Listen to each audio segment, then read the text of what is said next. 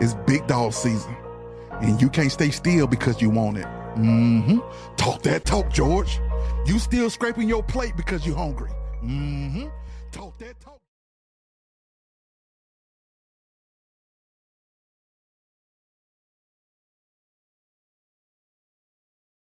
Good evening. Thanks for joining us tonight. I'm Ron Jones. For the very first time, we're hearing from a grieving mom, the mother of the fallen DeKalb County police officer and investigators say gave his life to protect others. Friday's shooting at the CDC claimed the life of Officer David Rose, remembered tonight for his courage and sacrifice by the people who knew him and loved him the most.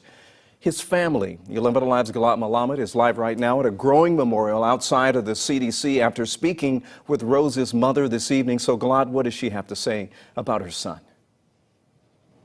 Throughout the evening, we've seen people continue to come here and honor her son, and many of them are saying the same things she is, his bravery and his sacrifice. And they're sharing those messages on this memorial here, thanking Officer David Rose for his service, leaving flowers and teddy bears and candles on the bottom of this. His mother tells me he was always smiling and ready to serve.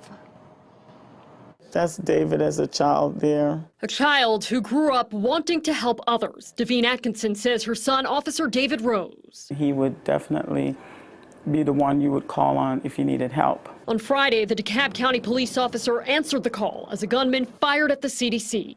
Law enforcement would find the suspect at this CVS. Rose was killed. He was fearless. First serving in the Marines for 4 years, Atkinson had her concerns when her son wanted to be a police officer. And I was like, don't do the police yet. Don't wait and see, because they're very dangerous and lots of stuff. You could get injured or hurt because it's, always crime going on. He listened, first taking other jobs, then telling his mother he needed something more stable and rewarding, graduating from the DeKalb County Police Academy on March 31st. When someone calls for help, we don't hesitate. Outside of law enforcement, Rose was a role model to his younger brother, a husband, and about to be a father of 3.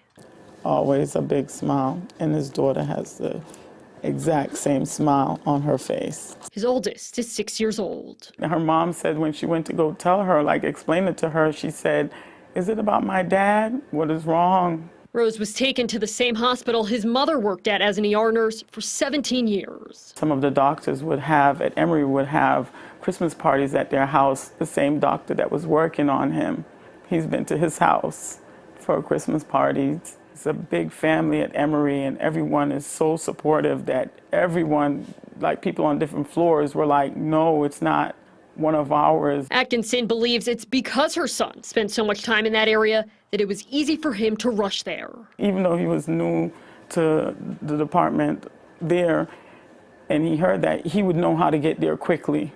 He knows the area. And if you would ask him, he would do it again, he would do it again. That's the kind of person he is. He would do it again. She says she thanks God there are those like him who run towards danger. I tell every one of those officers, I thank them for what they do. I literally say that I know when you get up every day, you don't think you're gonna die, but at the same time that every one of us as civilians, thank you for what you do. Now a community is thanking her son for what he did. Rose's 3rd child will never get to meet their father. Atkinson says his wife is due in October. Live in Atlanta, Galat Malamed, 11 Alive News. Galat, thank you. And our prayers go out to his children and his family as well. Thank you for that update. Good morning. Today is Monday, August 11th. The year is 2025. This day is, this whole month flying by. Oh, come here. Of course, we got Grayson here. Grayson heard the countdown on the video. He raced over here to be seen. Ain't no food up here to Grayson. There's nothing to eat on this kitchen countertop. Nothing to eat. I don't know. He hears that countdown from my computer countdown. He makes it over here. He could be halfway across the house somewhere asleep. You hear that beep, beep, beep. He runs over here. Blind Ginger's down here too. So anyway, it's been a doozy of a weekend here in Atlanta. Hold on, don't bark. On Friday, a police officer got killed right near Emory Hospital, right in front of the CDC at the CVS drugstore. that I'm very familiar with because my physical therapy is right next to that CVS, right kind of across the street in the Emery Point Shopping Center. So Friday when I was driving down North Druid Hills. And what is this thing? Out of the blue, out of nowhere, I'm driving, actually was on my way to the gym. So as I'm driving on my way to the gym, I see, in my rearview mirror, I see some police cars come on to North Druid Hills and speed up behind me, like a couple of them. And they were on my ass. So I was like, siren, when he got closer, he turned on his sirens. So immediately I thought, okay, they're coming to get my ass. What the fuck did I do? So I pulled over, and the road was Friday afternoon. Traffic was packed on the whole street. I couldn't go forward. I couldn't go back. So the only thing I could do was pull up on the curb. I was in this truck I got. So I pulled up and got up on the curb to see if they're going to want me, they'll get pulled up behind me. They raced around me, and I saw the other cars, clearing the way for dozens of police officers that get just shot by me.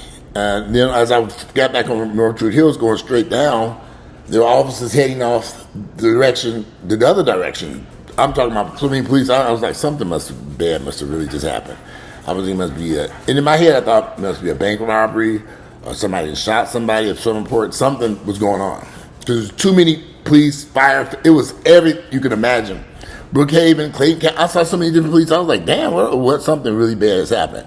And traffic came to a complete standstill because there's nowhere we can go because so many police were shooting past us. So it took a few minutes for us to get back moving again.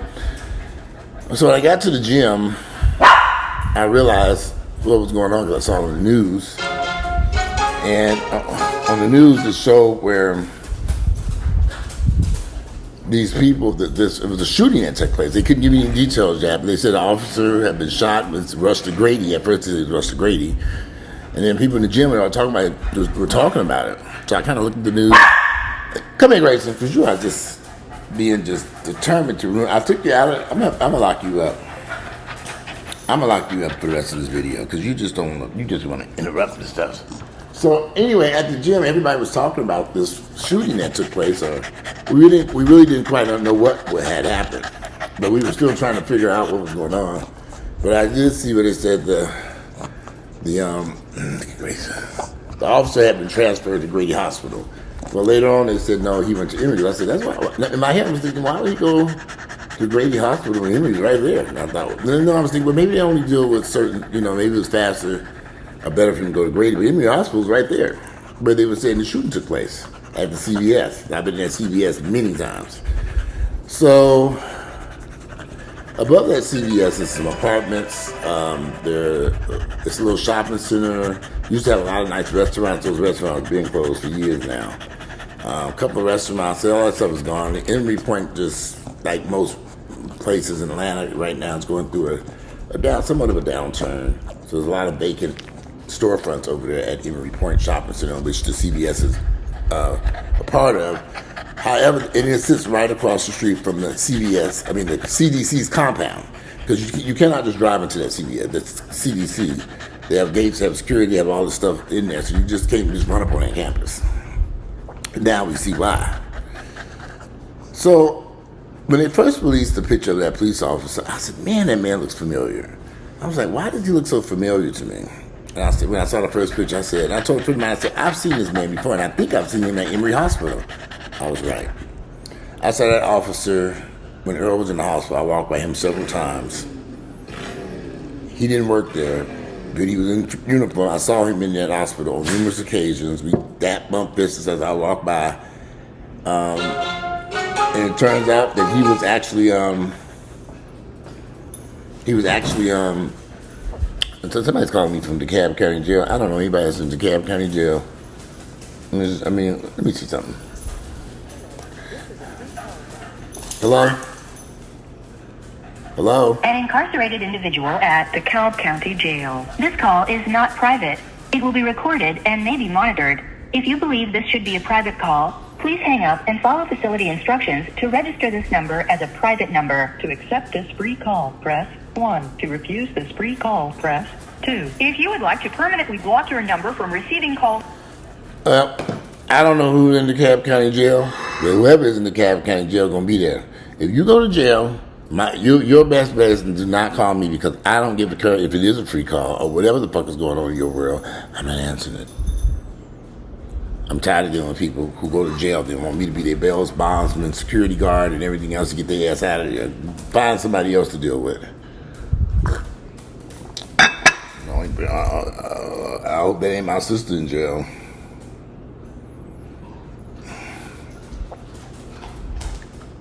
Well, I hope that's not my sister in jail. Let me see if she answers this text message. Because you have to wonder, when people go to jail, the crazy part is, and this is off subject matter of this video, I'm losing my thought here. But every time somebody goes to jail, the first person called is me. So, no, it's not my sister. Lisa, I'm going to call you back because I thought that was you. Somebody was calling from the DeKalb County Jail. I was making sure that wasn't your ass. No, hell no. Good. I'm going to call you back. Okay, all right, bye-bye.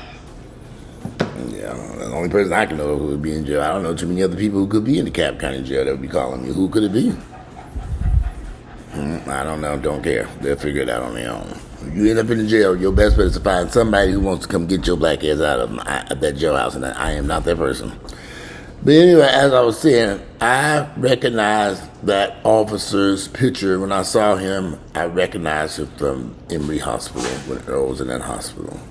And come to find out, his mother worked there for 17 years, and that's how I passed him several times walking in and out of the hospital. Yeah, I don't forget a face. Kind of broke my heart that this man lost his life right down the street from his mother, where she worked as she was visiting him. And also, he was visiting her at the hospital, obviously, when I saw him in full uniform in that hospital. I walked right past him several times. I said, okay, I know that guy. When I saw that picture, I said, I know this man. Until they said he was his mom worked at the hospital. And his mom, I believe she was there when he arrived there. Now, there's another video. I think in this video his mom is talking. Because I downloaded several videos, but I chose the video where his mom is talking to put in front of this. Life is so fragile. This man was married. He was in the military at one point. 2 kids and the third one on the way. We don't know what may happen tomorrow. And I'll be very honest with y'all, the past week has been very stressful for me. That fact that I was having tension headaches, horrible headaches. And sometimes you just think, okay, how much more do I have to go through? That man woke up that day, that Friday, just going about his business, going to work. And tragically, he was shot and killed right there near his mother's place of employment. He was probably right there in the area. Young, 33 years of age. And this was hard for me to accept. As I saw the videos, there's a video of him accepting an award. He's only been a police officer maybe a year now. I think he got something about, I saw something that said March 31st something, I don't know, but in the past year, he became a police officer. He actually spoke at the graduation for him and his cadets graduation, other officers and so we don't know what may happen. Enjoy life. I've been kind of stressed out over my mother who's here at the house. She's doing a lot better now. She's able to get out of bed and do a little bit of walking. She's eating a little bit of food, a lot more food than what she was eating. There's still some battles. I want to take her back to another hospital and see what they can do for her. She's still battling dementia. Some days are good, some days are downright awful. Some days it look like a scene from The Exorcist going on in this house. I'm like, okay, what is going on here? So, life is fragile. Enjoy life. Live life happily and be proud. Because we don't know the day or time or any event. This man was doing the right thing. he came across someone who was hell-bent on destroying people's lives. I believe they have stated that this man had an illness that he was bad health that he was trying to blame on the COVID vaccine. But he had been having, it just showed on the news that he had been having mental health issues for the past year. Several police reports were made by his own family members about him. But somehow or another, he was able to get multiple guns, weapons, ammo, and go in. His intent was to harm a lot of people, but he ended up hurting one person, killing one person, and that police officer. So, y'all enjoy life. We don't know anything about what might happen.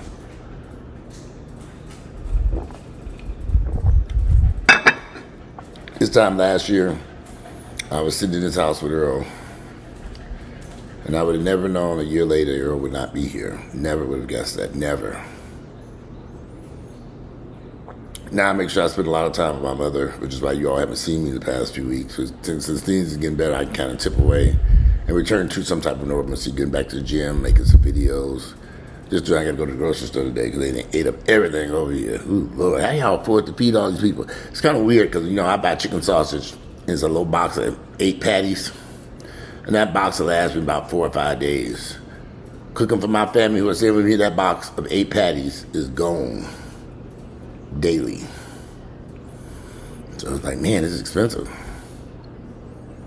But I think I'd rather my mother be home and safe than in one of these hospitals or nursing homes. So we're working with her.